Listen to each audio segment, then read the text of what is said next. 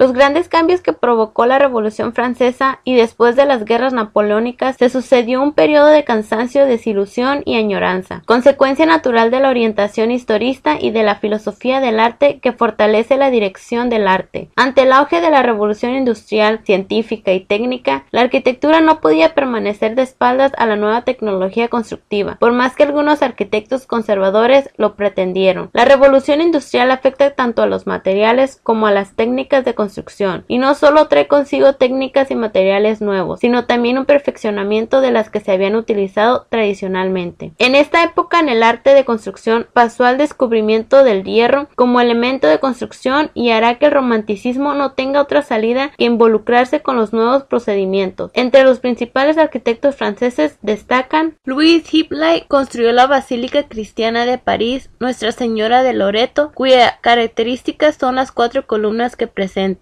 Jacob Ignaz Hitler construyó el primer templo neogótico de París, la iglesia de Santa Clotilde, de estructura moderna con las 2 torres góticas en aguaje de corte alemán. Asimismo construyó la estación del norte de París, construcción muy característica por el empleo del hierro, en cuya fachada sobresale un amplio frontón. Y Henry Labrousse aplicó estructuras de hierro a sus construcciones pétreas al calificar la sala de lectura de la biblioteca de Santa Génova en París con soportes y nervios de hierro. En síntesis, la arquitectura francesa romántica se caracteriza por el uso del hierro y con su decoración y estructura de 3 a un solo cuerpo. Generalmente el primer piso presenta sus muros rasgados por sencillos arcos de medio punto y solo se adornan con guirnaldas, cornisas y otros. En la parte superior fue dividido por pilastras dóricas acodadas por arcos rebajados.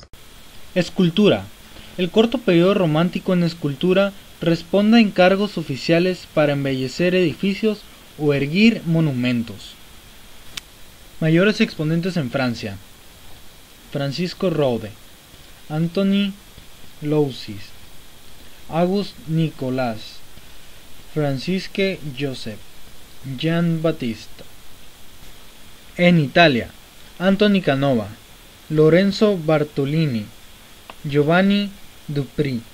En Alemania: Johann Gottlieb, Christian Daniel, Ernest Rensing, Rodolph Semmering, Max Killer, Constantin Meunier.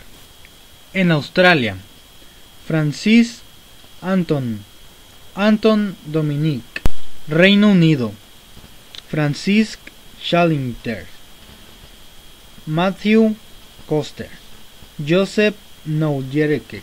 En España: José Álvarez, Antonio Sola, José Grajera, Mariano de Lianiver. En Estados Unidos: Daniel Chester, August Bartelli. Literatura del romanticismo, movimiento que se produce a finales del siglo XVIII y comienzos del siglo XIX en varios países europeos como Alemania, Francia y Reino Unido. Hasta la actualidad sigue habiendo alguna influencia. Los autores más importantes fueron Johann Wolfgang Friedrich Escher y Edgar Allan Poe. Aquí surgió el género de la novela histórica y novela gótica o de terror, así como la leyenda, y se prestó atención a géneros medievales como la balada y el romance. El teatro fue el vínculo de la comunicación en la expresión romántica. Romanticismo mexicano. Se distinguía por amalgamar el periodismo, la política, el positivismo y el liberalismo, pues surgió en los años previos a la Revolución. El poeta Manuel Acuña es posiblemente el máximo representante del romanticismo en México. El romanticismo musical está relacionado con el romanticismo, la corriente de cambio en la literatura, bellas artes y filosofía. Instrumentos que aparecen en el romanticismo: contrafagoto, saxofón, crono inglés, piano. Géneros musicales: preludio, pieza en un solo tiempo de corta duración. Bagatela, composición corta para piano y sin ninguna pretensión. Estudio, obra breve de restringido material temático.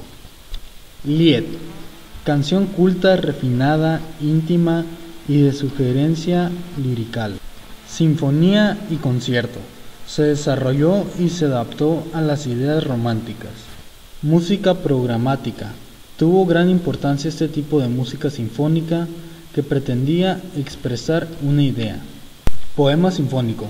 Obra de un solo movimiento en el que se desarrolló musicalmente un argumento.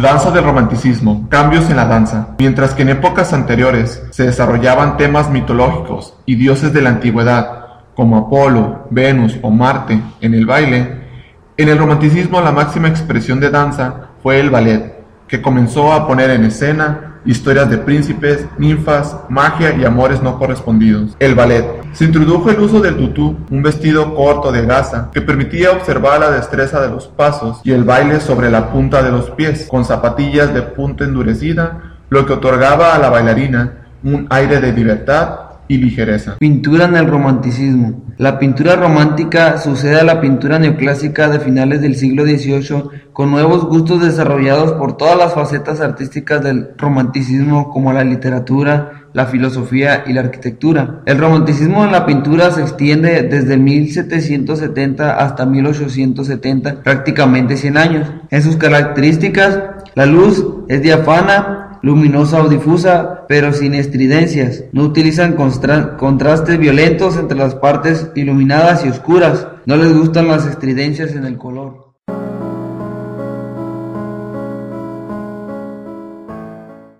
Escultura. Auguste Rodin es el principal escultor impresionista y logra captar los efectos de luz resbalando por los cuerpos mediante un modelado rugoso de la superficie, tal como ocurría en la pintura. Su trabajo más ambicioso fue Las puertas del infierno, encargadas en 1888 para el futuro Museo de Artes Decorativas de París, pero el proyecto fue cancelado.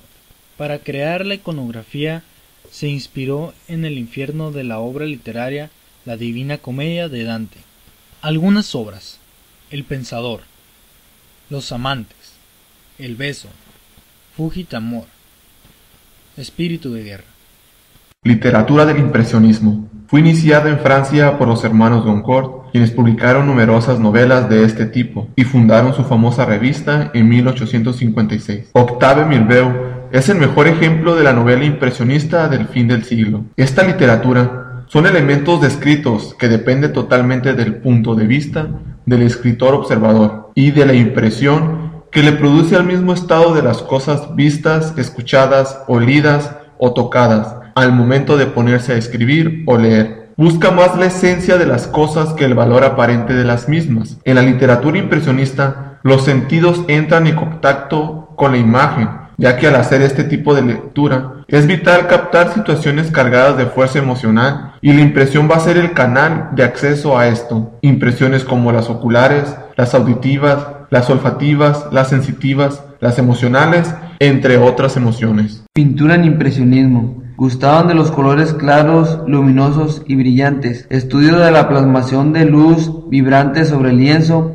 Intentaban captar la impresión momentánea de las cosas, la apariencia, por eso debían trabajar deprisa. Coloración de las sombras. Evitaban las sombras negras y reducían a espacios coloreados con tonalidades complementarias o luces amarillas. Pincelada suelta, rápida y nerviosa, como las famosas Brigades de Monet. Sus cuadros no tenían carga política ni social. Los impresionistas eran artistas bohemios que vivían en los barrios como Montmartre.